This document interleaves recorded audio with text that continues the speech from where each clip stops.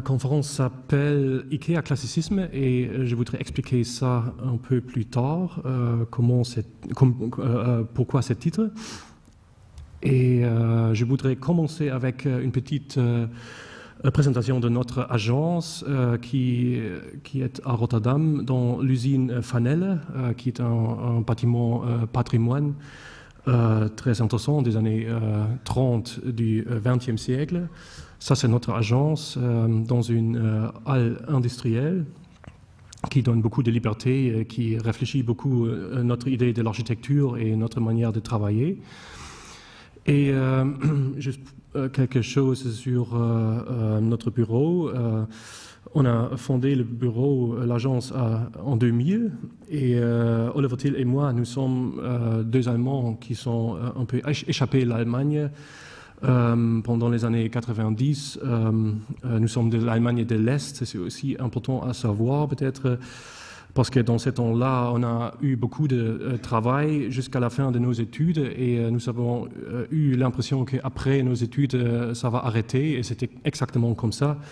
Et tout ce qui se passe là-bas, dans ce temps-là, c'était vraiment sans culture, c'était juste promoteurs qui vont beaucoup d'argent, vitement, etc.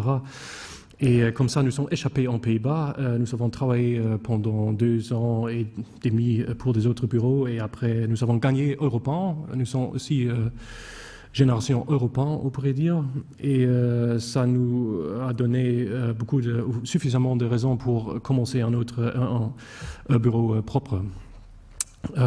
Et depuis 2000, nous avons eu beaucoup de chance finalement de créer une œuvre tellement variée, avec des logements, avec des bâtiments publics, avec des études urbaines, des masterplans et des rénovations. Nous avons fait beaucoup de concours dans beaucoup de pays qu'on peut voir là-bas et nous avons travaillé jusqu'à maintenant bien sûr en Pays-Bas, mais aussi en Allemagne, en Autriche, Belgique. Maintenant, nous avons un projet à Maroc et nous sommes invités en France aussi et nous espérons d'avoir aussi des projets en France. Comme déjà dit, nous venons d'Allemagne de l'Est et pour ça, il y a une certaine importance peut-être pour comprendre aussi tout ce qu'on fait. Une image qui montre les détails des grands ensembles en Allemagne de l'Est qui étaient publiés dans un livre de l'Allemagne de l'Ouest pendant les années 80 même. Et ça c'est intéressant, pas seulement parce que c'est un détail technique, un détail architectural, mais c'est même un détail urbaniste, parce que cet détail a défini les grands ensembles en Allemagne de l'Est dans tous les sens finalement. Et il y a bien sûr beaucoup de choses qui sont à critiquer dans ce ensemble-là, mais l'intelligence ou la manière à travailler de faire un détail seulement qui même donne la définition de la ville, a eu une certaine influence à nos projets aussi. Aussi intéressant, ça c'est une carte postale d'Allemagne de l'Est qui donne une impression même d'une certaine fierté. On montre ici 2 hôtels à Binz, c'est une petite ville à la côté de la mer Baltique, 2 hôtels qui sont presque identiques, qui sont construits dans la même manière de cette type de grand panneau qui s'appelle en allemand Plattenbau. Et on a montré ça même sur des cartes postales. Comme déjà dit, nous avons fait des études à Paris, seulement 6 mois, mais c'était pas mal comme influence, en particulier la ville du 19e siècle, la ville du Haussmann, qui est aujourd'hui aussi, à mon avis, très fort et très impressionnant. Et presque on n'arrive pas à faire quelque chose pareil aujourd'hui. Nous avons vécu dans le bâtiment à gauche, boulevard Haussmann, dans un appartement en filade. Pour nous, comme étudiants, c'était vraiment quelque chose, impressionnant. Comme étudiants en Allemagne, nous avons eu un peu le même problème que presque tous les Allemands. notamment d'avoir une certaine crise de notre identité. Comme étudiants, nous avons eu beaucoup d'inspirations du Pays-Bas, notamment du Rem Koolhaas.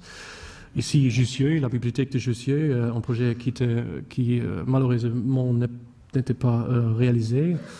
Mais oui, comme être étudiant en Allemagne, nous avons un peu joué le néerlandais. Et quand nous avons commencé aux Pays-Bas de faire en particulier nos projets dans notre agence, nous avons découvert que nous sommes vraiment des Allemands, que la tradition de Mies van der Rohe, des traditions classicisme type Schinkel par exemple, c'est vraiment dans nos cœurs. Et si on fait vraiment l'architecture dans une manière profonde, c'est presque impossible d'éviter ces racines. Et je pense que ça c'est un problème aussi un peu en général dans l'Europe, comme on le voit aujourd'hui, que tous les pays, tous les architectes ont un peu une crise d'identité. Les Allemands en particulier, parce qu'ils sont se passés de la guerre et du nazisme et tout ça. Et aussi Mies van der Rohe, ça c'est aussi très intéressant. Il est devenu classiciste aux États-Unis. Ça c'est aussi quelque chose d'intéressant. Et oui, et nous avons découvert nos racines, comme aussi un petit peu comme les filles turques qui sont été très modernes à Istanbul. Et s'ils déménagent à l'ouest, à Amsterdam par exemple, ils commencent de mettre des foulards sur leur tête, etc. Et avec nous, c'était un peu pareil, peut-être. Si on fait de l'architecture, à notre avis, il faut se poser vraiment la question de l'époque dans laquelle on vit. Et ça, c'est un peu pour expliquer ce titre IKEA classicisme. Alors, c'est quoi notre époque? Si on regarde la politique, on pourrait dire oui, c'est néolibéralisme. À mon avis, c'est presque fini maintenant, ou ça va finir.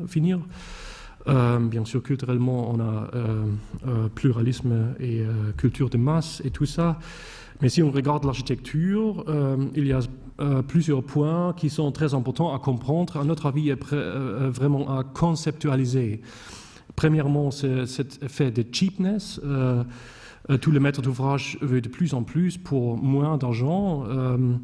Et on pourrait parler sur une standardisation dans tous les sens dans le bâtiment, secteur bâtiment, qui est vraiment brutal. Déjà parlé sur la crise des identités. On pourrait parler aussi sur une certaine accélération de la perception qui a beaucoup de faire sur une certaine pression ou avec une certaine pression des médias qui joue un rôle aussi doutable à mon avis. Il y a clairement une certaine diminution du rôle de l'architecte et une subculturalisation de la profession qui est aussi dangereux à notre avis. Il y a une production très grande dans le secteur de bâtiment qui est pour 95% une production grise, sans caractère. Et on parle en même temps sur durabilité. On ne peut presque écouter plus. Chaque architecte, tout le monde parle sur la durabilité. Et de plus on parle sur la durabilité, de plus grand le problème est peut-être que la durabilité, c'est pas du tout évidemment. Et il n'y a pas, ou il y a pas suffisamment des approches holistiques, on pourrait dire holistiques, peut-être. Parmi les architectes, nous trouvons que, bien sûr, il y a beaucoup de liberté. Tout le monde pense qu'on peut faire tous. Mais en même temps, si on regarde les projets plus en détail, plus profond, on pourrait aussi parler sur une certaine ignorance des contraintes qui sont là. Mais beaucoup des architectes, et bien sûr les maîtres d'ouvrage aussi, ne voudraient pas voir ou accepter. Finalement, on pourrait dire notre époque, dans un certain sens, est sur le fait ou sur de bons produits pour rien à payer, bon marché, n'importe comment. Et oui, Ikea, c'est un peu le symbole pour tous ces effets, à mon avis. Et oui, pour une partie Ikea. Pour l'autre partie, classicisme. Pourquoi classicisme? Classicisme, c'est une sorte d'architecture qui en ce moment-là, pas du tout en vogue, on pourrait dire. À notre avis, c'est un peu dommage parce que le classicisme, comme par exemple ici, un bâtiment très fort, le Panthéon à Rome, est une architecture tellement intéressante et il y a quelques caractéristiques qui sont importantes à regarder, à mon avis. Premièrement, l'architecture classiciste est toujours développée sur une certaine base analytique, sur une certaine logique rationaliste. Deuxièmement, une continuité historique grandiose qui existe depuis 5000 ans, on pourrait peut-être dire. Tous les projets sont développés dans une certaine manière évolutionnaire sur la base des prototypes et il y avait presque toujours des solutions intemporelles pour des questions contemporaines. Ça, c'est aussi quelque chose qui n'est pas du tout évidemment aujourd'hui. Et tout ça a produit, oui, presque toujours, à mon avis, une architecture évidente et holistique avec des qualités générales, pas fonctionnalistes, mais générales. Avec des moyens tellement simples, avec des dimensions généreuses, avec une échelle appropriée au projet, des proportions bien choisies, une certaine monumentalité tectonique, c'était un thème à moi à l'ouest bien sûr, en arabe c'est un peu autre chose, et le moyen de la symétrie par exemple. Finalement, aujourd'hui, on parle sur l'architecture durable et tout ça, mais l'architecture ancienne était une architecture très, très durable. Et oui, aujourd'hui, en Allemagne, par exemple, on commence à isoler des bâtiments existants. On a beaucoup de problèmes. Il y a des bâtiments totalement innocents qui sont vus pendant des siècles, peut-être des bâtiments gothiques, mais maintenant, au XXIe siècle, on a la conclusion que ces bâtiments ne sont pas suffisamment durables, par exemple. Et toutes ces contradictions sont un peu, oui, ridicules aussi, mais donnent aussi une certaine base peut-être pour, oui, une recherche pour une architecture, pour un classicisme dans le XXIe siècle. Est-ce que c'est possible? Ça, c'est la question qu'on se pose.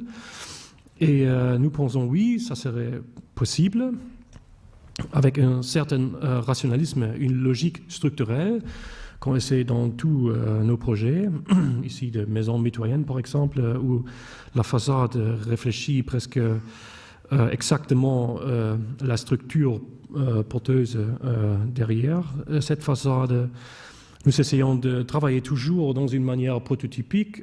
En 2004, nous avons eu une exhibition à Berlin chez Christine Feyreis et en cours de préparation de cette exposition, nous avons trouvé que tous nos projets sont dans un certain sens prototypique. On fait des cours pour des logements, si on a des conditions qui sont propres.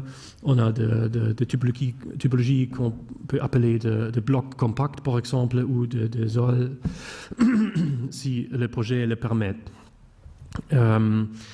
Un autre aspect qui est aussi tellement intéressant et qui est oublié, à notre avis, aujourd'hui dans l'architecture, c'est l'architecture, normalement, a des racines totalement banales, normalement. De faire un projet, offrir une maison pour quelque chose, n'importe quoi, c'est toujours des raisons banales de faire ça. Et ça doit être aussi dans l'architecture même, à notre avis. C'est-à-dire l'architecture, peut-être, doit être la transcendance de cette banalité qui est dans le projet. Et un exemple qui est très classique aussi, c'est le palais de l'empereur japonais à Kyoto. Et cet palais, c'est justement l'agrandissement d'une ferme japonaise traditionnelle Et oui, nous essayons de travailler dans cette logique. Bien sûr, le problème de coût, c'est un grand problème pour tous les architectes et aussi pour nous. Et il faut trouver une certaine inspiration dans le fait qu'on ne peut pas, oui, juste faire qu'on veut. Et ce projet, c'était le premier projet de notre agence, un petit pavillon d'exposition pour un budget ridicule, où on a proposé d'utiliser des cassiers pour des bouteilles et de la bière pour faire ce projet dans une production spéciale pour le projet. Et bien sûr aussi cet effet qu'on est obligé ou forcé de vraiment faire des bâtiments vraiment du standard. Hein. On ne peut pas, aujourd'hui on ne pourrait pas presque faire de construction de poteaux, de poutres, faire ou développer pour un projet, par exemple comme le Beaubourg à Paris.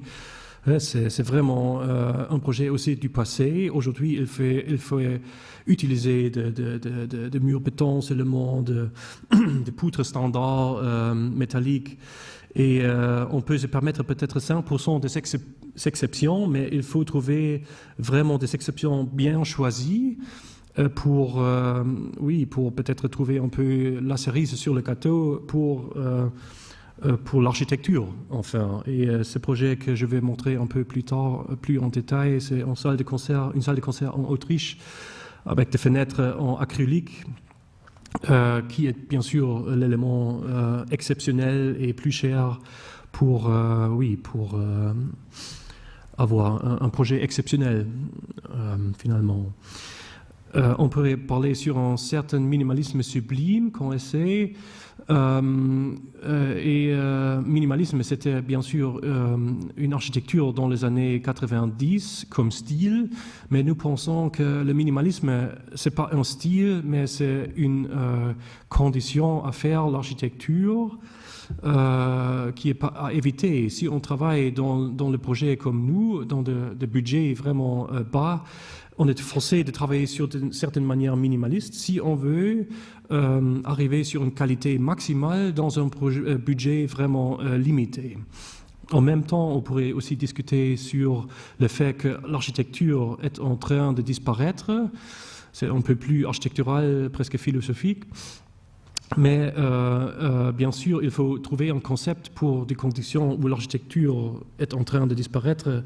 Et ce projet-là, c'est un pavillon pour un festival d'art au Japon. Ici, nous avons fait un projet pour une architecture qui est en train de disparaître, mais en même temps très imposant, très fort. Oui. Et une discussion qui est aussi tellement importante pour nous, c'est la discussion sur quelle est l'articulation du public relevante aujourd'hui pour l'architecture. Et nous avons l'impression qu'il y a beaucoup de malentendus sur cette discussion. Beaucoup des architectures, fait des concepts qui sont vraiment fragmentés, qui montrent que le monde consiste de fragments seulement, qu'il faut, je ne sais pas, qu'il n'y a plus un monde entier ou quelque chose comme ça, mais nous pensons que l'articulation du public, par exemple des architectes comme Boulay, l'architecte français du XVIIIe siècle, totalement relevant pour aujourd'hui parce que aujourd'hui il manque vraiment une articulation du public, une articulation du collectif qui demande des gestes beaucoup plus qui unifient les gens. Hein, et nous essayons dans tous nos projets d'introduire des gestes collectifs, des espaces collectifs qui marchent comme ça. Nous pensons, nous vivons dans une époque qui demande une architecture en même temps totalement spécifique. Hein. Tous les maîtres d'ouvrage veulent se distinguer des autres, mais en même temps, notre époque demande aussi une certaine neutralité. On veut revendre des projets, on veut relouer des projets, et nous pensons que cette contradiction, il faut prendre vraiment sérieux, et nous essayons de faire une architecture qui unifie tous ces deux aspects sans contradiction, finalement, dans une synthèse. On pourrait conclure que IKEA classicisme, c'est peut-être l'idée de faire une architecture objective dans un âge de subjectivisme, une architecture absolue en temps de relativisme et une architecture holistique en temps hédoniste. Et maintenant, j'arrête avec la théorie et je voudrais vous présenter quelques projets. Et je voudrais commencer avec des logements. Je vous montre logements, des projets de réhabilitation, rénovation et des projets neufs, publics. Je montre juste des projets architecturaux, pas de plan urbanisme, pas de grandes stratégies, juste des projets très physiques, parce que je pense aussi que nous vivons dans un temps où cet aspect de comment faire un bâtiment, comment vraiment faire l'architecture sur chantier est aussi quelque chose qu'il faut vraiment accentuer, qu'il faut souligner aussi.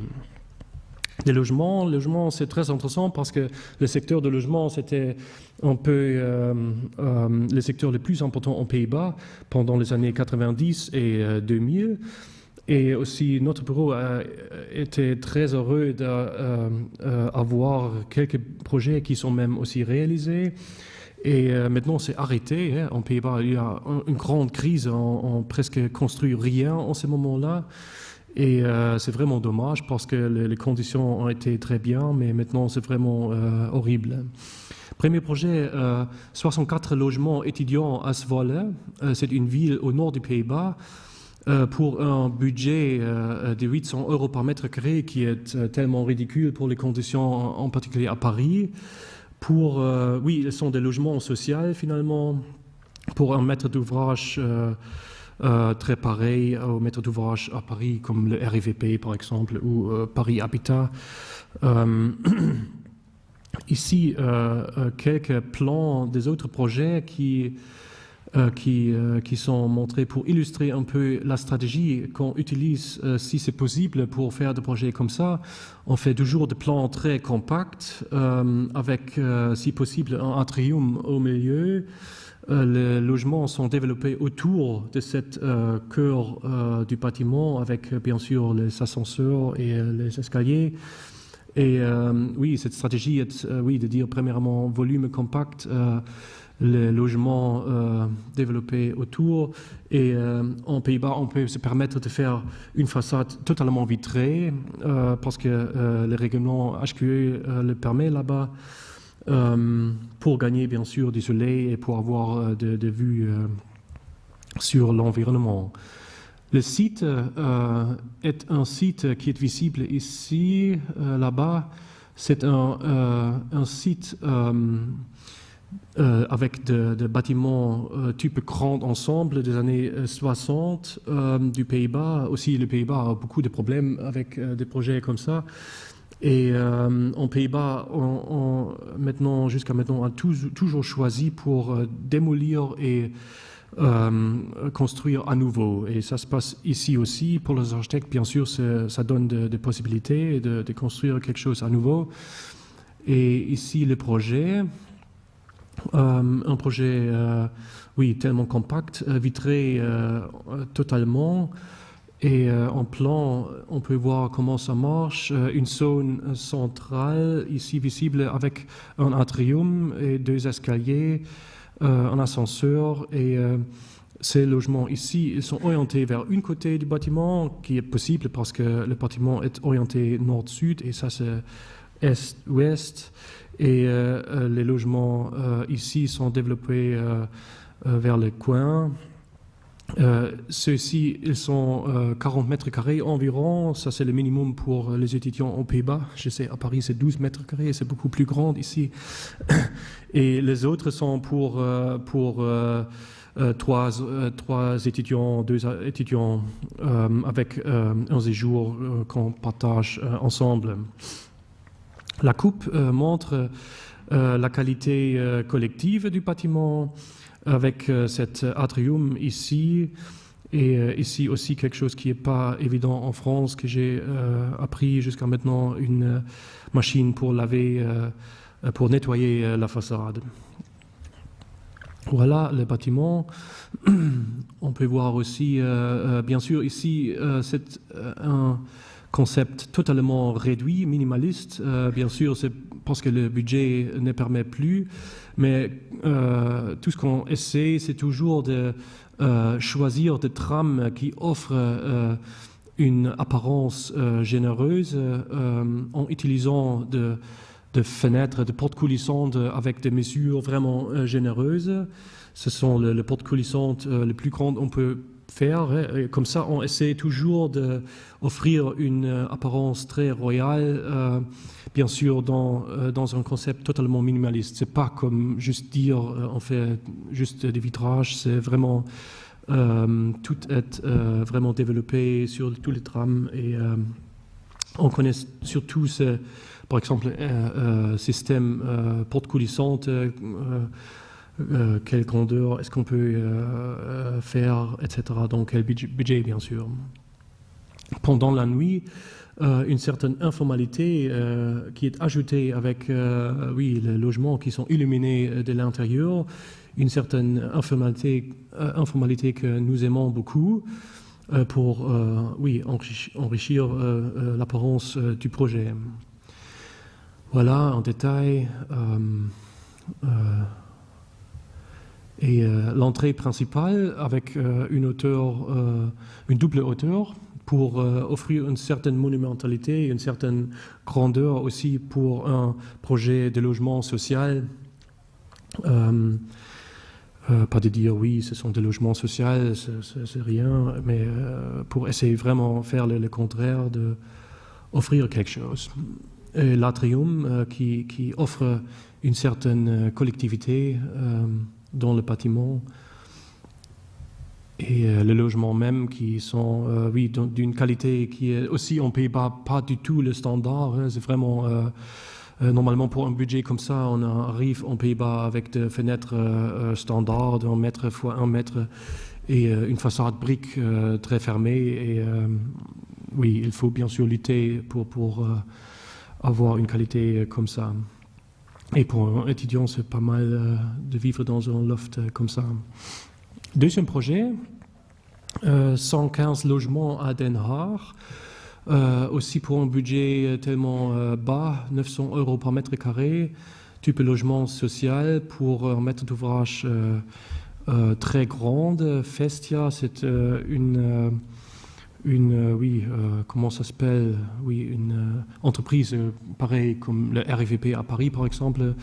Ils sont propriétaires de 70 000 logements au sud de la Randstad.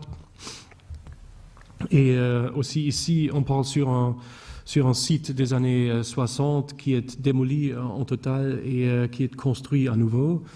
Le projet ici qui suivent presque 100% oui, la nature ou le système qui était là-bas avant, c'est-à-dire il y a un bâtiment de logement ici, des appartements, et ici on a des maisons mitoyennes, et entre les deux on a une zone de parking avec une terrasse collective. Et ici, ça c'était la situation avant notre projet. Une situation où on peut se poser la question pourquoi démolir tout ça, mais le maître d'ouvrage trouve toujours la même conclusion qu'on ne peut pas faire de plus grands logements de ces logements existants comme structure, c'est pas possible. Et comme ça, on a l'idée que le projet, peut-être dans l'avenir, ne marche plus, on a beaucoup de problèmes sociaux, etc. Et on choisit pour démolir tous. Le nouveau projet ici, les logements ici, je vais vous montrer, les maisons mitoyennes ne sont pas encore construites et les appartements sont presque finis maintenant et le parking entre les deux ils sont aussi presque finis. Dans la coupe, ça marche comme ça. En Pays-Bas, on ne peut pas faire de sous-sol. On pourrait, mais c'est plus intelligent pour un architecte pour ne offrir pas ou ne conseiller pas le maître d'ouvrage de faire en sous-sol parce que le niveau de l'eau est trop haut et on arrive dans des constructions trop chères. Et ici, on a conseillé de faire un parking au rez-de-chaussée avec une couverture de terrasses des logements qui sont à côté de ce parking-là. Pendant les années 60, on a eu beaucoup de problèmes avec les rez-de-chaussée qui ont été totalement fermés. Et ça, c'est parce que tous les caves, il faut organiser au rez-de-chaussée. En Pays-Bas, les gens ont aussi des caves au rez-de-chaussée. Et dans ces cas-là, nous essayons toujours de faire de duplex qui offrent une qualité plus haute pour l'espace public. C'est vraiment, les gens vivent ici et ils ont aussi une vue vers la rue et l'inverse. Le projet est tellement durable dans le sens énergétique. Comme tous nos projets, il faut mentionner ces projets ici, c'est même plus, parce qu'ici, on a réalisé une source énergétique de géothermie. Et en Pays-Bas, c'est aussi intéressant. On a souvent de ventilation mécanique des appartements double flux. Et bien sûr, on a des récupérations de l'énergie et des toitures végétalisées et tout ça. Mais ici, c'est vraiment, oui, un projet très durable dans le sens de l'énergie. Une maquette. On peut voir comment ça marche dans la coupe. Et deux types de logements. Le premier, c'est des logements type duplex sur le rez-de-chaussée et sur le premier étage.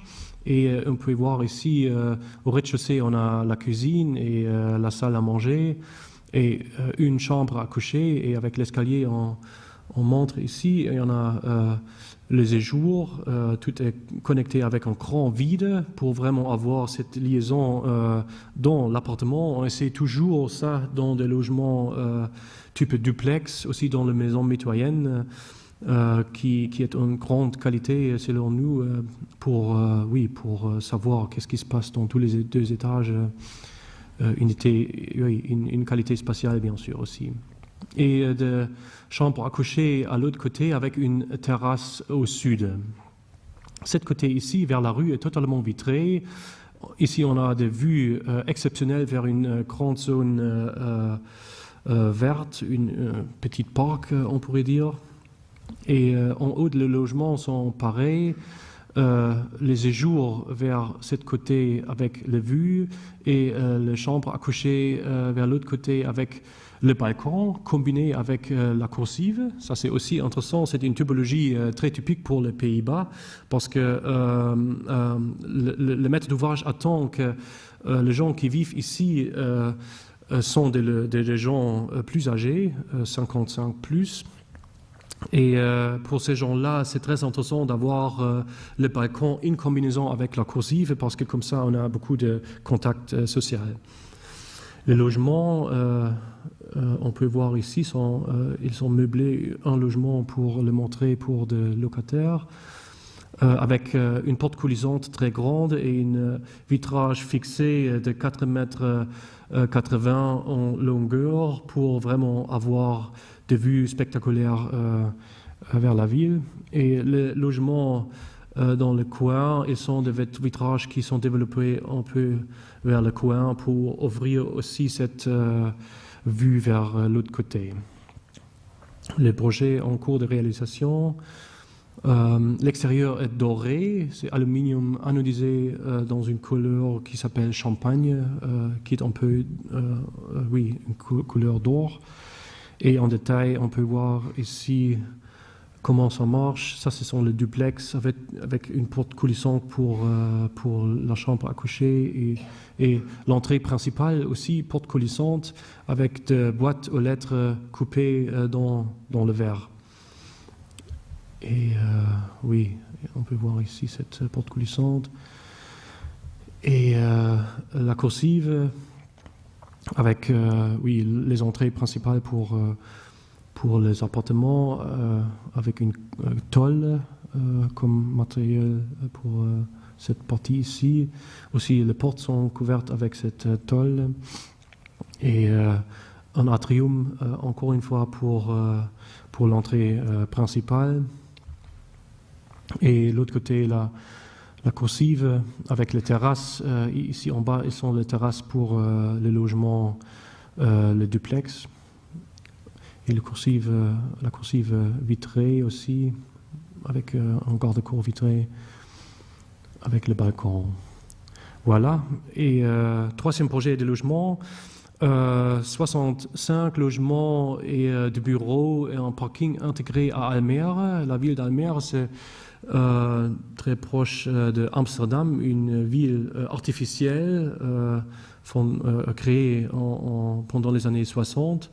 Et les projets étaient arrêtés à cause de la crise économique, malheureusement. Mais je le montre quand même parce que c'est un projet, à nos avis, très, très intéressant. Et ça, c'est le projet. On peut dire la même stratégie, typologie très compacte, 100% vitré, même ajouter un balcon qui est développé autour du bâtiment entier et pas de garde-corps, mais une garde-corps qui est fait par une maille métallique pour offrir des possibilités pour laisser croître, cultiver des plantes pour vraiment, couvrir le bâtiment entier avec des plantes. Le plan urbanisme, aussi pareil comme le plan à Paris, on essaie de faire une ville comme dans le 19e siècle qui contient des bâtiments différents, pas des grands ensembles, mais vraiment des îlots. Et nous avons choisi pour cet triangle ici, et là-bas c'était impossible de faire de répartition verticale comme dans les autres îlots, et nous avons proposé de faire de répartition horizontale, une superposition de volumes. Et c'était très difficile. On peut voir ici, il y avait 55 variants pour vraiment trouver une solution sur un site triangulaire qui était idéal, qui était la meilleure solution. Encore une fois, le projet. Et ici, on peut voir les trois parties du projet. Il y a un socle de 4 étages avec des bureaux, des parkings et des caves et tout ça, de restaurants au rez-de-chaussée, autres fonctions publiques. Et cette deuxième partie avec des logements, 7 logements par étage qui sont développés autour de cette partie centrale, et troisième partie en haut avec 4 logements par étage. Et ici, on peut voir le plan des logements amphithéâtres qui sont orientés vers une côté, mais ici, ce n'est pas du tout un problème, bien sûr, parce que le bâtiment est triangulaire et comme ça, on a toujours du soleil. Et en haut, 4 logements par étage avec des balcons, etc. Oui, quelques maquettes qui montrent cette idée d'avoir une façade plantée. Et encore une maquette. Et finalement, une image d'une terrasse qui montre cette terrasse qui offre une qualité collective dans le bâtiment. Deuxième partie de rénovation. Bien sûr, les rénovations sont un thème qui est évident en Europe, bien sûr en France aussi, c'est partout le même. Ça c'est un peu discutable aussi dans un certain sens, à mon avis, mais peut-être c'est trop d'expliquer ça. Je vous montre premièrement le projet.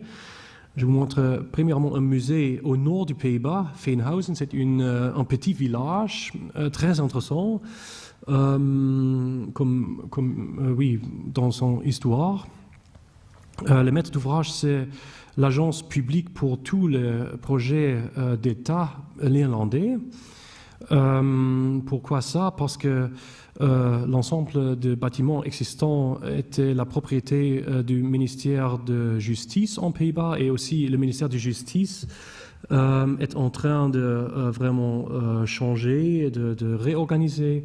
Et comme ça, il y a beaucoup de logements ou de bâtiments qui sont vides, qui sont abandonnés, et aussi ces bâtiments là-bas. Et pourquoi est le lieu intéressant? Parce que c'est un lieu qui était fondé en 1830, après la guerre avec Napoléon ou contre Napoléon. Le roi néerlandais a eu beaucoup des idées réformatoires.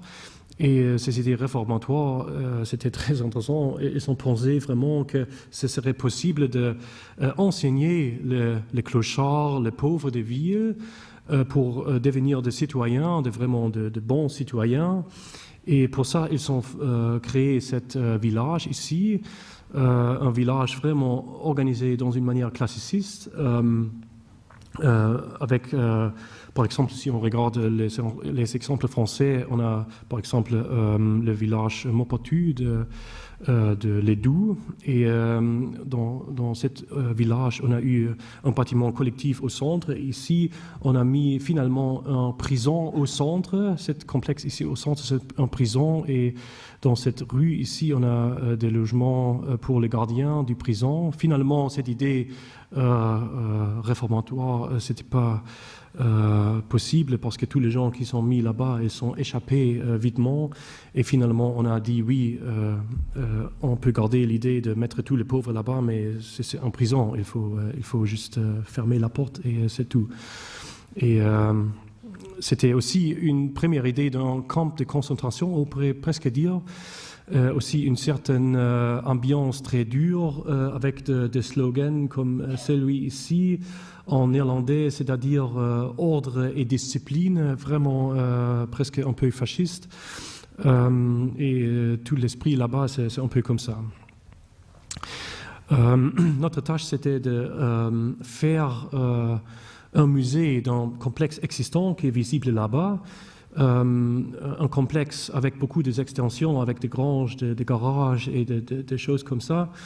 Vraiment, oui, il n'y a rien d'intéressant, on pourrait presque dire. Et des extensions vraiment d'une valeur doutable, rien intéressant. Et finalement, c'était difficile de trouver le bâtiment intéressant. Et nous avons dit, premièrement, il faut démolir tout ça. Tout qui est en rouge ici, il faut démolir. Et tout qui est bleu, il faut garder. Et ça, c'était facilement dit, mais en Pays-Bas, on a aussi une agence patrimoine qui est tellement fort et aussi tellement conservatoire et souvent pas vraiment logique. Et c'était tellement difficile de leur convaincre qu'il faut vraiment démolir toute cette grange, tout cet garage qui sont couverts avec des toitures d'amiante et tout ça.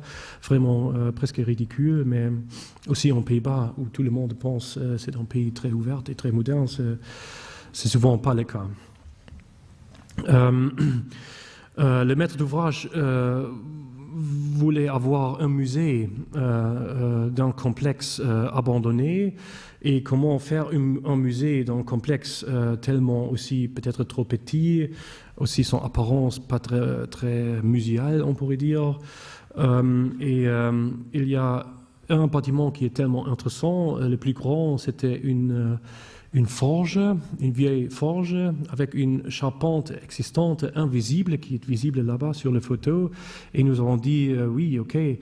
À gauche, on peut voir qu'est-ce qu'on a vu devant notre opération de murs portables et en haut cette charpente invisible. Et nous avons dit oui, on n'a pas de budget, bien sûr, un budget totalement ridicule.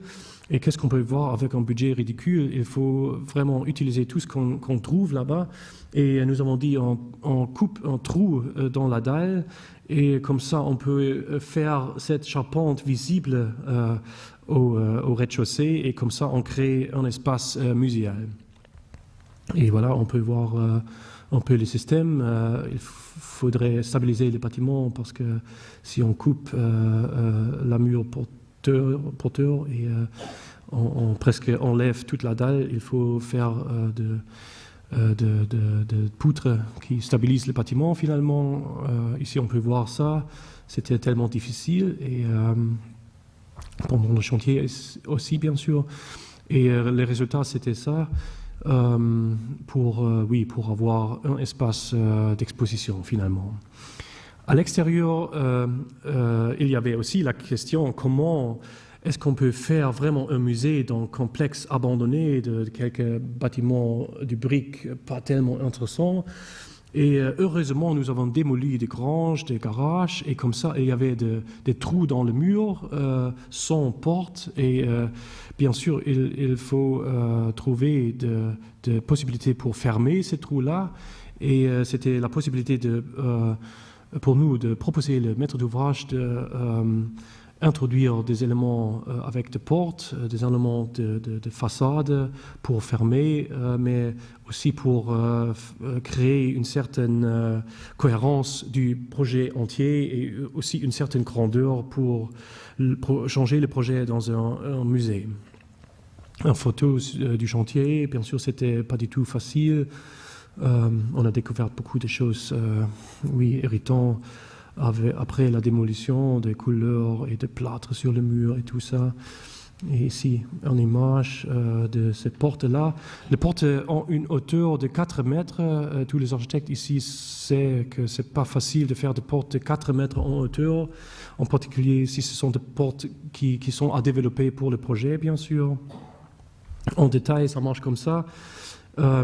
Tous les nouveaux éléments sont conçus comme vitrines, mettre sur les bâtiments existants pour presque montrer, démontrer, exposer cette architecture existante et détailler dans une manière qu'on a utilisé des systèmes existants. Ici, un système Janssen, et on a collé des vitrages sur cette porte, sur cette cadre.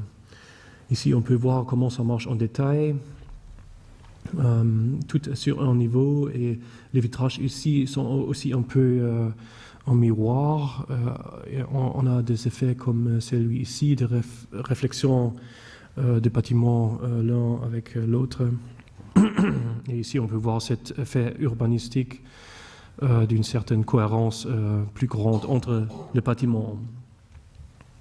L'aménagement du paysage, c'était bien sûr aussi une question très importante. Ici, il manque encore des arbres, mais bien sûr, quel thème est le thème propre pour un site comme ce site là-bas, et nous avons essayé de aussi garder cet esprit dur, cet esprit de concentration presque aussi dans l'aménagement de l'espace public. Pour garder cette mémoire. Et voilà, quelques photos. À l'intérieur aussi des autres éléments qui sont développés pour le projet de portes pivotantes. Et un autre espace d'exposition. Et voilà. Et le prochain projet à montrer, c'est un projet un peu plus grand. 13 millions d'euros comme budget, mais en particulier un projet tellement intéressant, j'espère pour l'architecture, mais aussi concernant son contexte, parce que c'est le Parlement de la communauté germanophone en Belgique, à Eupen. On aime bien de travailler dans des capitales en Europe. Eupen, c'est aussi une capitale de cette communauté germanophone. Et la Belgique, c'est un pays vraiment qui montre la folie européenne. Toutes les petites communautés peuvent faire qu'on veut.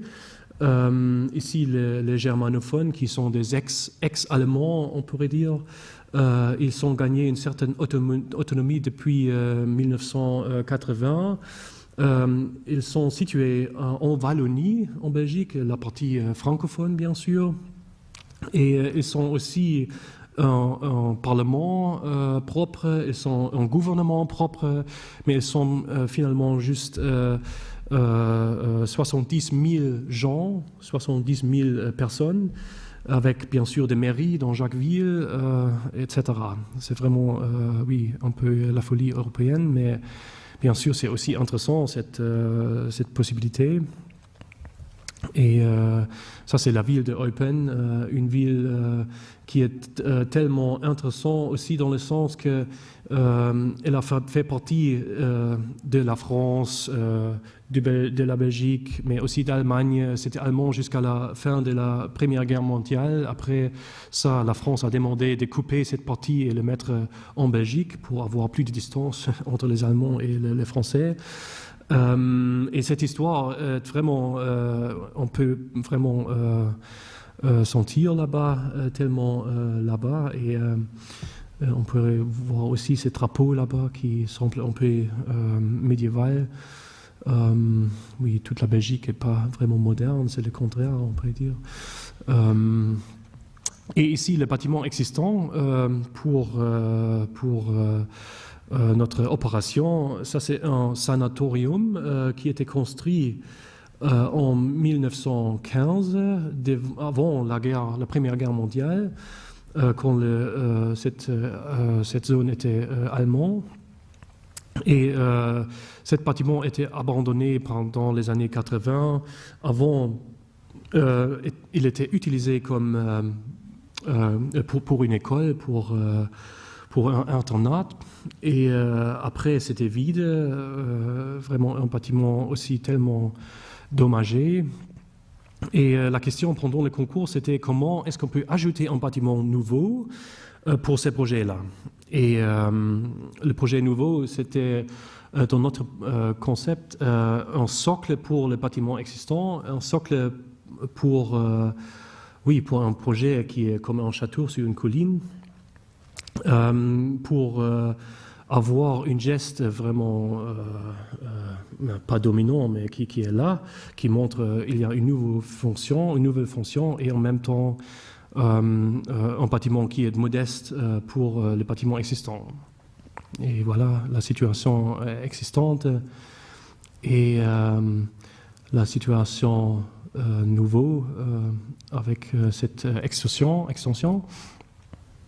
et la situation avec un grand parking et cette partie existante qui est, on peut voir ici, le bâtiment neuf. Et voilà, le rez-de-chaussée, on entre le bâtiment vers le rez-de-chaussée, on tourne à gauche et on est dans un accueil et on prend l'escalier ici pour arriver ici dans la salle d'assemblée qui est ici en sous-sol du bâtiment existant, mais on ne le trouve pas en sous-sol si on est là, j'espère. Et on peut voir comment ça marche ici, cette connexion vers l'escalier et le bâtiment neuf ici.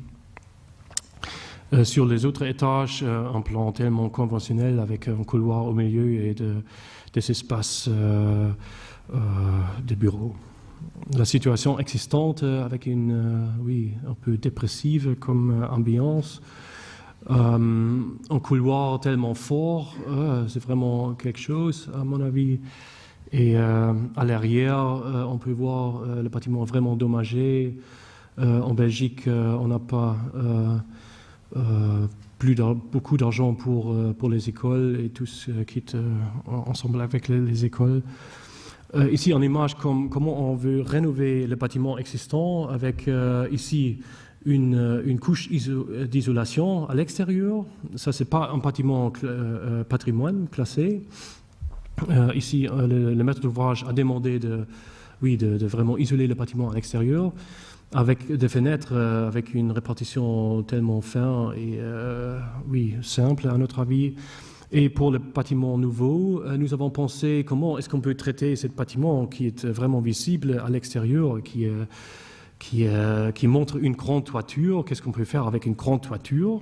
Et nous avons pensé, la solution évidente, c'est de faire une toiture verte, mais une toiture verte ensemble avec de murs conventionnels, avec je ne sais pas, des couvertures béton ou quelque chose comme ça. C'est un peu peut-être pas intéressant, mais nous avons pensé peut-être on peut mettre les mêmes plantes que sur la toiture aussi sur le mur pour créer un certain objet paysagiste, un objet des plantes, comment ça s'appelle, en pièces d'art paysagiste peut-être presque. Et nous avons trouvé pendant le concours des technologies pour vraiment réussir de le faire. Et maintenant, en cours de réalisation, j'espère tout va bien. C'est pas encore commencé, mais ça commence en octobre. Et oui, on peut voir ici un collage de matériaux qu'on utilise. Encore une image ici, ce bâtiment neuf avec cette plante qui couvre la toiture et le mur végétal. Et une chose qui est aussi tellement remarquable, c'est la nouvelle salle d'assemblée. Et ici, la question, c'était comment est-ce qu'on peut suivre cette souhait du maître d'ouvrage d'avoir une salle totalement du bois ou de bois, parce que la région, c'est du bois, de menuiserie en bois, des entreprises qui travaillent avec le bois, et comment est-ce qu'on peut intégrer ça dans le projet. Et nous avons dit, si vous voulez du bois, il faut faire vraiment quelque chose du bois en total. Et nous avons dit, peut-être on peut utiliser 7 petits morceaux de bois qui sont utilisés de parquet pavé. Ils sont de petits morceaux de parquet pavé. Pourquoi ça? Parce que ça offre premièrement la possibilité de faire le revêtement du sol en parquet, bien sûr, mais on peut leur utiliser aussi pour les plafonds et les murs pour avoir la qualité acoustique qui est demandée ici. Et la qualité acoustique qui est demandée là-bas, c'est bien sûr une qualité pour donner des conférences, une qualité absorbante. Et si on prend le petit morceau de bois et on le met en distance, dans une distance de 3 mm, on peut mettre à l'arrière des matériaux douces pour avoir cette qualité absorbante pour l'acoustique. Et nous avons convaincu le maître d'ouvrage pour développer ces panneaux acoustiques, et on a fait des tests. Ici, on peut voir un élément pour un test. Et les tests sont bien réussis. Et maintenant, oui, tout est en cours de réalisation. Et bien sûr, pour le sol, on a utilisé le même parquet. Et encore une fois, la grande salle. Ici, ça c'est le foyer qui est petit, mais bien sûr, ici, c'était le thème de comment on peut faire un espace sous-sol qui ne sente pas comme sous-sol, qui offre des vues à l'extérieur, etc. Et cette grand vitrage à gauche offre la vue vers la grande salle dans le parc. Et troisième catégorie de projets, ça ce sont des projets de bâtiments publics, construction neuve. Et le premier projet, c'est cette petite scène à Rotterdam, qui était déjà mentionnée par Francis Robert. Un projet tellement petit, mais à notre avis, c'était vraiment une aventure à le faire, et aussi un projet tellement intéressant pour la ville de Rotterdam. Maître d'ouvrage, c'était le Rotary Club, qui avait l'idée de donner ou d'offrir un cadeau à la ville. Et les cadeaux, c'était une scène pour des activités temporaires sur la place devant la grande cathédrale de Rotterdam. Et ici, on peut voir le bâtiment tellement simple. La scène ici, juste une dalle de béton, 2 volumes sur les 2 côtés, qui sont totalement fermés, et une toiture pour offrir une certaine toiture pour les activités sur cette scène. Et pourquoi est-ce qu'on a gagné le concours? Pourquoi cette geste architectural? Ça c'est finalement très simple, parce que ça c'est une esquisse de la cathédrale de Rotterdam, et ça c'est le monument d'Erasmus de Rotterdam, le grand philosophe qui était né ici. Et après la guerre, les Allemands ont démoli toute la ville de Rotterdam pendant la Deuxième Guerre mondiale, et après la guerre, On a reconstruit la ville, mais bien sûr dans le sens moderniste, et on a commencé où on a juste fait des bâtiments avec les arrières vers l'église, vers la cathédrale. Et comme ça, maintenant, l'église est tournée juste avec des arrières de bâtiments, qui est vraiment dommage. Et nous avons dit, si vous faites un concours où vous voulez réaliser un bâtiment petit pour la ville, c'est pas suffisamment de dire il faut faire un petit pavillon et c'est bien, il y a des musiciens qui peuvent jouer là-bas, mais il faut ajouter une qualité urbaine, une amélioration pour l'espace urbain de la ville. Et nous avons dit oui, peut-être on peut proposer le bâtiment en face de la cathédrale, comme ça on crée un espace vraiment une place entre les deux, et comme ça, on crée aussi un peu un filtre pour les arrières des bâtiments qui sont à l'autre côté de ces bâtiments-là. Ici, la situation qui est un peu cacophonique, on peut dire, et oui, le bâtiment là-bas. Et ici, on voit la cathédrale qui est ici aussi en cours d'une reconstruction. Et on peut voir ici les volumes de grandes portes pour bien sûr ouvrir pendant le concert ou les autres activités, pour par exemple oui, faire des choses. Il y a une petite cuisine dedans, il y a des rideaux pour fermer aussi la scène. Il y a beaucoup d'activités aussi qui ne sont pas prévues. Par exemple, les jeunes qui font des skateboards, qui est quelque chose qui est très, très bien, à notre avis, qui est totalement dans l'esprit du bâtiment. Ici, avec les rideaux, on peut faire des skateboards, mais on pourrait s'imaginer aussi d'avoir un dîner là-bas, dans cet espace qui est créé là-bas. On peut faire des choses totalement différentes avec cette scène. Et ça, c'est aussi très fort, je crois, pour notre architecture, où ça montre très clairement l'esprit de notre architecture, notamment d'offrir vraiment des utiles. Une architecture qui est tellement neutre, qui est tellement modeste dans un certain sens, qui offre beaucoup de possibilités, mais en même temps très fort, bien sûr, comme architecture.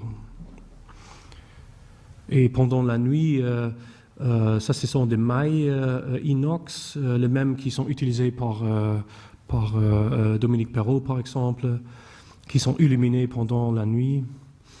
Et les portes qui sont détaillées, tout est vraiment détaillé pour le projet. Il n'y a rien standard dans ce projet ici. Les rideaux qui sont dans un de ces volumes.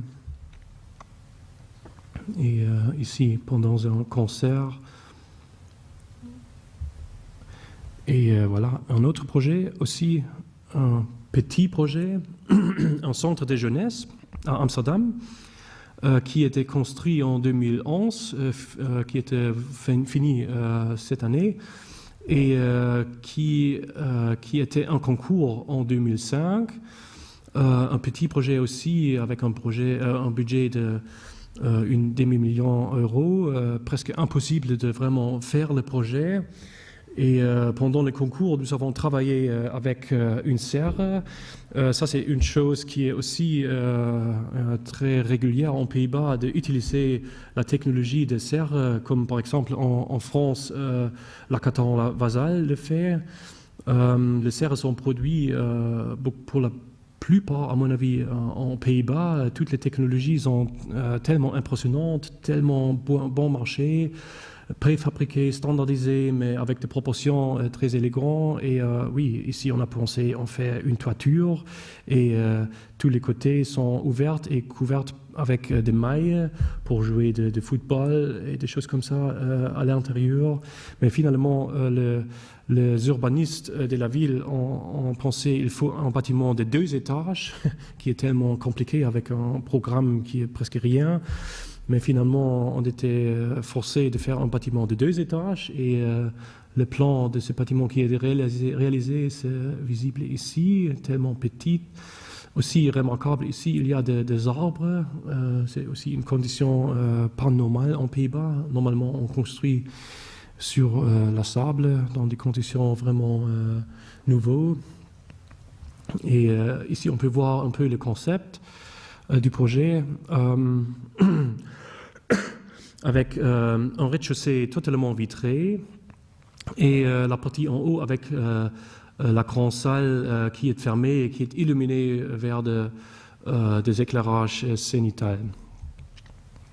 Voilà le projet. Je pense que c'était aussi publié en France en juillet ou comme ça dans le moniteur architecture. On peut voir ici cette partie rez-de-chaussée totalement vitrée avec des vitrages vraiment grands, 6 mètres x 3 mètres 20 pour aussi, même dans un petit projet, introduire une échelle tellement monumentale et une partie en haut qui est fermée et qui a posé la question comment est-ce qu'on peut faire cette partie fermée, comment est-ce qu'on peut faire la façade finalement avec un budget vraiment petite. Et le plan du rez-de-chaussée qui montre le plan avec des poteaux dans le coin, des poteaux métalliques, et une partie centrale avec des bureaux et une petite cuisine et les escaliers pour aller dans la salle. Et en haut de la salle qui est possible à partager dans 2 parties avec des portes ici. Et en coupe, on peut voir comment ça marche. Presque tout est préfabriqué ici aussi. En Pays-Bas, on travaille beaucoup avec de préfabricage. Et voilà le bâtiment, encore une fois. Et encore en photo. Et l'intérieur tellement simple, avec les coins totalement vitrés. Et pour vraiment gagner une certaine grandeur dans un projet totalement petit avec un budget réduit. Des vues dans toutes les directions et oui, la salle en haut. Et un détail pour montrer bien sûr le vitrage au rez-de-chaussée, mais en haut on peut voir déjà un peu cet détail, comment ça marche, parce que la question là-bas c'était comment est-ce qu'on peut couvrir une certaine taille ou une certaine surface très grande avec un budget minimal. Et la structure, pour commencer avec ça, c'est tellement conventionnel avec des poteaux métalliques et de briques qui sont mettre entre le poteau. Et finalement, on a découvert que peut-être c'est possible d'utiliser cette technique d'une mousse polyuréthane pour assurer l'isolation du bâtiment. Et cette technique est tellement intéressante parce que c'est utilisé normalement dans le grand réservoir du pétrole, dans le port de Rotterdam par exemple. Et c'est une technique qui coûte la moitié d'une façade isolée normale. Et comme ça, c'était possible de réaliser finalement le projet. Et après, cette mousse polyuréthane est mise sur le mur, on le peint avec une peinture. Et ça, c'est tout. Ça donne bien sûr une structure tellement vivante, pas vraiment régulière, mais à notre avis, tellement intéressant aussi en combinaison avec le rez-de-chaussée, le vitrage. Il y a 2 portes qui sont aussi d'une qualité très haute, avec de vitrages qui sont collés encore sur des cadres standards type Janssen, avec aussi ici de boîtes aux lettres qui sont coupées dans le verre. Encore une fois, en image, et pendant la nuit, pour avoir cette relation avec l'espace public, etc. Et dernier projet, un bâtiment nouveau aussi, une salle de concert en Autriche pour le compositeur Franz Liszt, qui était né dans le village de Reiding, où le bâtiment était construit. Et nous avons gagné un concours, ou pour être plus précis, nous avons gagné le 2e prix dans un concours ouvert international en 2005 pour ce projet-là. C'était très intéressant parce qu'après le concours, le maître d'ouvrage a choisi pour faire une procédure de négociation. Et il y avait trois lauréats et nous avons gagné le 2e prix. Mais parmi les 3 lauréats, nous avons été le seul qui avait une qualité acoustique tellement bien. Et comme ça, nous avons vraiment eu la possibilité de vraiment dessiner le projet et construire finalement le projet. Aussi, ces projets-là étaient construits pour un budget tellement ridicule, tellement bas. Ça, c'est Franz Liszt, qui était une étoile au 19e siècle, avec des effets comme aujourd'hui Madonna, par exemple, avec des femmes qui sont criées et des choses comme ça. C'était pas pendant le XXe siècle seulement, mais aussi dans ce temps-là. Le village de Reiding, un village de 800 habitants, vraiment incroyable aussi qu'un programme urbain, une salle de concert, une salle de concert pour la musique de chambre, pour faire un projet dans un village comme ça, pour en total 600 spectateurs dans la salle. On peut presque tout le village mettre dans ce bâtiment là-bas. Ça, c'est seulement possible avec le subside européen qui ont aussi assuré le projet ici, le budget ici. Le projet était construit devant ce bâtiment existant. Ça, c'est le bâtiment où Franz Liszt était né. Et le jardin ici, c'est vraiment un jardin très, très agréable, très joli, avec des arbres de pommes et tout ça. Et encore une fois, le budget, c'est tellement intéressant pour nous comment les budgets sont définis. Il y a des ambitions très hautes. Ici, le maître d'ouvrage avait l'ambition de faire quelque chose comme le Wiener Musikverein. Ça, c'est la salle de musique de chambre le plus connu, le plus bon comme qualité acoustique aussi. Et la réalité, c'est vraiment d'avoir un budget comme pour les HLM dans la banlieue de Paris. Et c'est vraiment incroyable. Mais comme ça marche. Et ici, on peut voir la situation, le bâtiment nouveau et le bâtiment existant dans un endroit tellement étroit, tellement... il y a presque rien d'autres possibilités de réaliser le bâtiment avec toutes les distances, tous les règlements urbains aussi ici. Et bien sûr, le budget, c'était très important pour nous pour commencer le projet. Dans tous les projets qu'on fait à l'étranger, nous essayons toujours d'analyser, comprendre la situation budgétaire dans le pays, là-bas. Aussi en Autriche, on a commencé là-bas. On a, trouvé évidemment il faut faire un bâtiment totalement compact, presque un cube.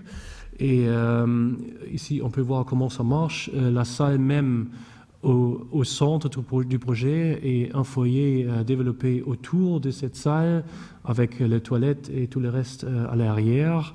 Et au premier étage, avec les foyers ici, avec un grand vide et les chambres ici pour les musiciens, les artistes pour leur préparer, pour donner des concerts et des espaces techniques, des bureaux, etc. Nous avons toujours une certaine stratégie comment traiter le budget, comment travailler avec le budget. Et ici, c'était de dire la façade est moins chère et les vitrages sont plus chers, etc. Comme ça, on essaie toujours de trouver un certain équilibre dans le budget.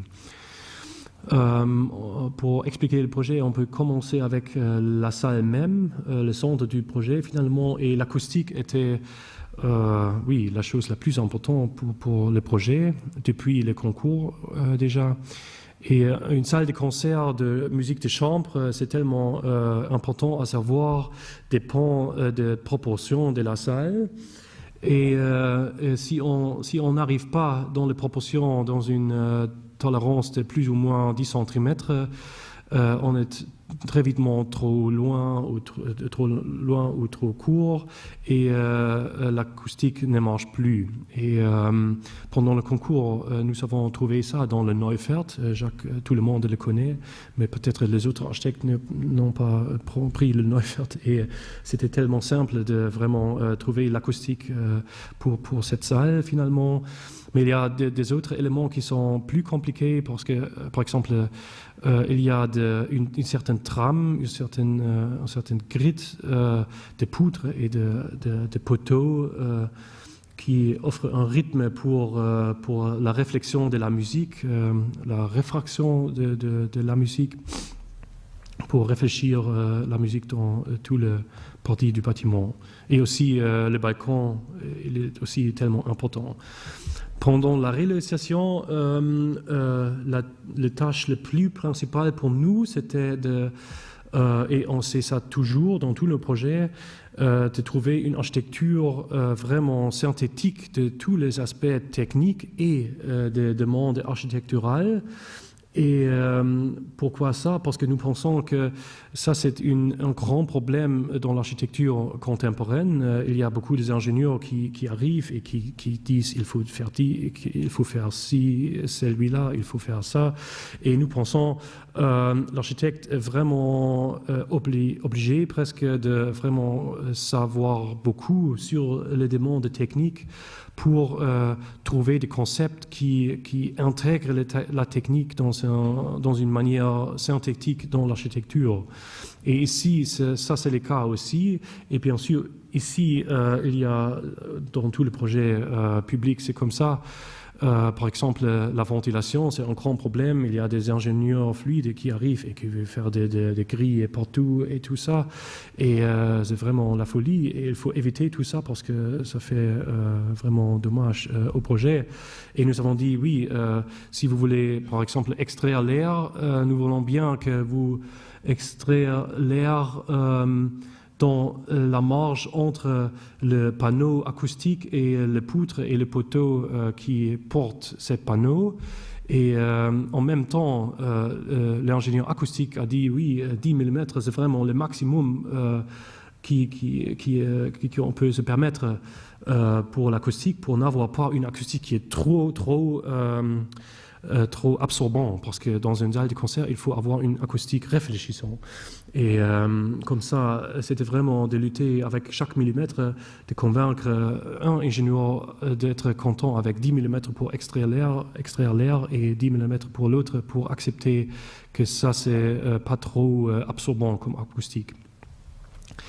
On a travaillé avec un matériel tellement bon marché, ça c'est de Finnforest, quelque chose qui vient de Finlande. Ce sont des grands panneaux qui sont collés de direction de bois. Et l'entreprise qui a finalement réalisé le projet, ils ont même acheté une machine pour faire tous les panneaux. Les panneaux sont courbés aussi, ça c'est aussi important pour l'acoustique, pour éviter les échos. Et aussi une chose qui est tellement intéressante parce que pour nous c'était évident d'essayer d'éviter une certaine évidence que ces panneaux sont acoustiques et ils sont courbés, etc. Nous avons cherché pour une certaine subtilité dans cette forme courbante.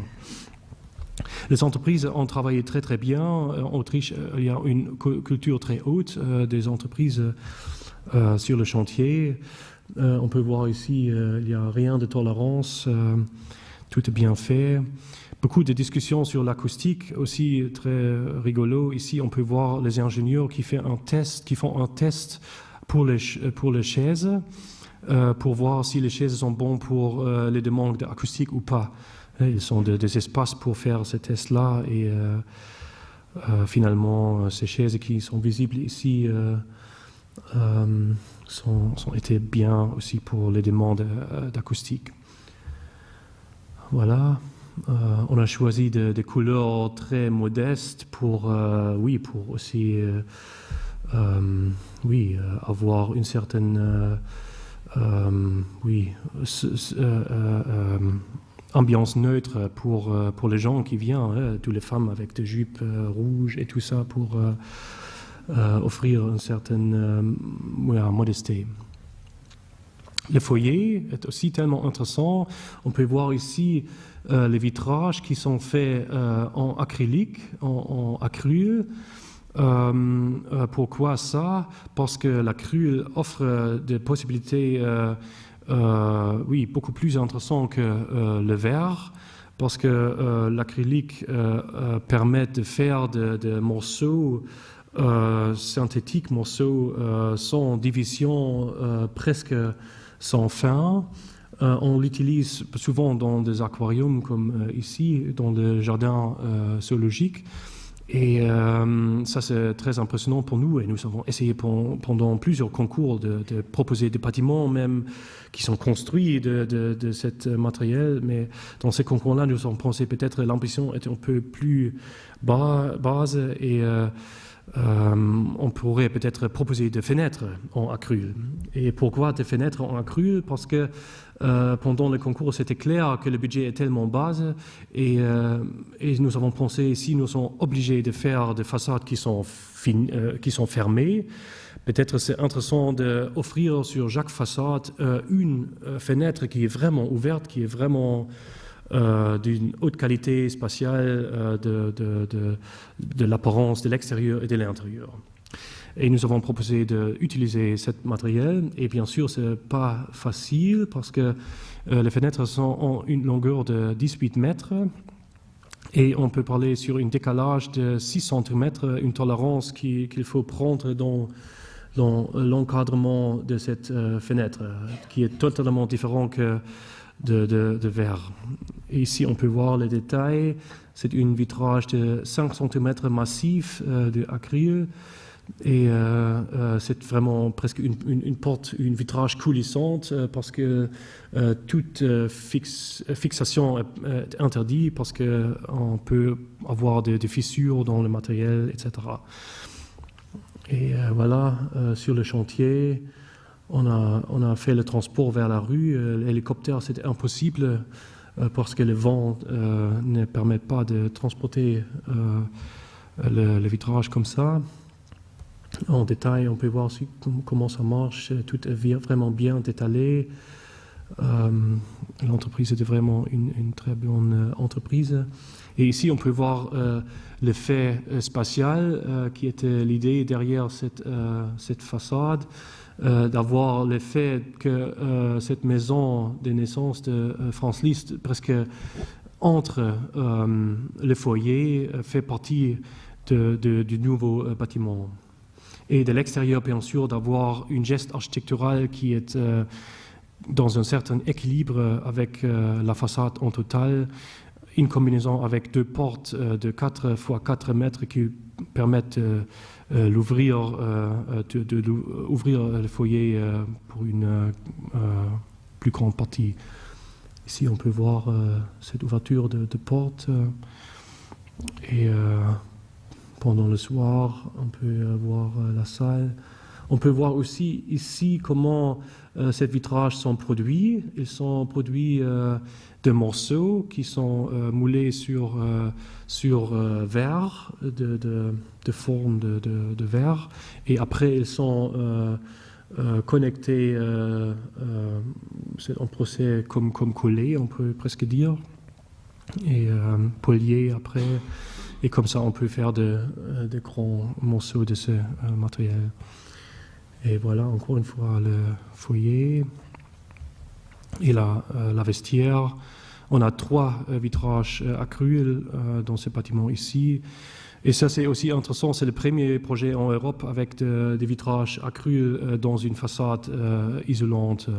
Pendant le chantier, on a eu contact avec un projet au Japon où on a réalisé en même temps une façade avec des vitrages comme ça. Et heureusement, le maître d'ouvrage en Autriche ne sait pas qu'au Japon, il y a beaucoup de règles, il y a beaucoup moins de règles comme en Europe concernant HQE et toutes ces choses-là, bien sûr. Et bien sûr, c'était aussi important pour convaincre le maître d'ouvrage et aussi l'entreprise d'avoir un autre exemple dans un autre pays.